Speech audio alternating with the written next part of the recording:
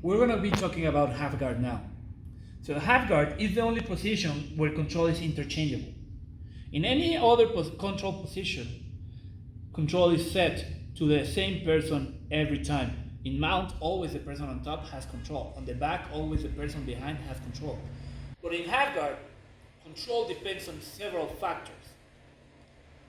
Who gets the underhook and who gets to control more percentage of the body of his opponent. We know the human body has two waistlines, the pelvic waistline and the scapular waistline. This is important because every major group muscle is there. So every major position controls those two anatomical parts of the body. In half guard, I have control of one hip and one is free. He has control of one hip and one is free. So if he managed to get underhook and crossface, he's controlling my scapular waistline and half of my pelvic waistline. He has control of 1.5, 75%.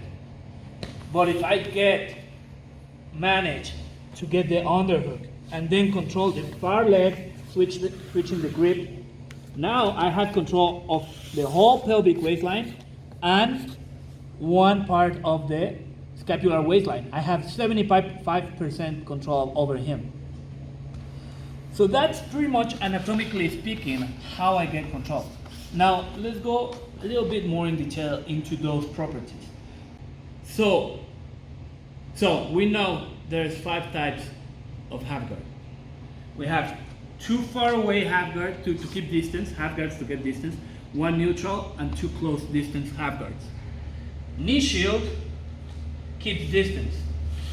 Lockdown, here, 10 planet style, keeps distance. While we have orthodox half guard, which everybody uses, is inside outside hook, we get the underhook, prevent the head control. And then we have 2 close distance half guards. One of them is 90-10, where I control the hip of my opponent, I come under, and then I get close really deep in half of him. And then we have deep half guard. So those are the 5 types. Let's look at what gives me or prevents control of my opponent and gives me the edge. Whenever we're in half guard, I never want to relent the underhook. The first fight for half guard is, and we always be, who gets the underhook. If he gets the underhook, he's gonna get chest to chest and probably head control, which are the 2 elements of control when you're on top. Always try to get chest to chest and head control. But if I go into him, he may pummel, and then he wins the half guard. So I wanna hide my chest and wait for him to place his weight on me. Now he closes the distance, I get the chance to swim under, and now I get the underhook. Once I get the underhook, it creates a stiff arm mechanism where I'm putting 45-degree pressure under his armpit and misaligning him. But I'm not doing it with my hand, I'm doing it with my bicep. Now if he tries to come into me, it's pretty darn difficult.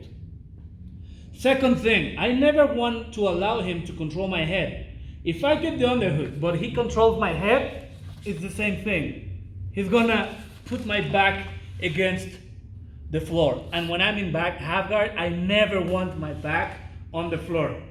It kills my mobility. So that's why I get the underhook. First, I let him come into me, pommel, and then control the bicep. He tries to get control, he can't. If he is too mobile, I just put my hand and I create a back hand frame, try to come into me. Very difficult for him. Now I have the ability to start elevating, switching, or even coming towards the back. But remember, the first two things you want on half guard when you're on bottom are the underhook and prevent the control of the head. What we're gonna be doing now is precisely that. You're gonna go with your partner, he's gonna come into you, you're gonna backhand frame, he's gonna try to grab your head, and then under, and now start elevating him. Coming under, and then do the switch of control on the legs, or you can even stay on neutral side control, but start working out from here, it's gonna be pretty much impossible for him to flap them you out and control your body. That's an example of concept-based teaching on half guard. It's gonna help your students to understand half guard as a whole, and rather to try to learn every situation possible, have a formula that they can apply to solve problems that even they don't know even to that point.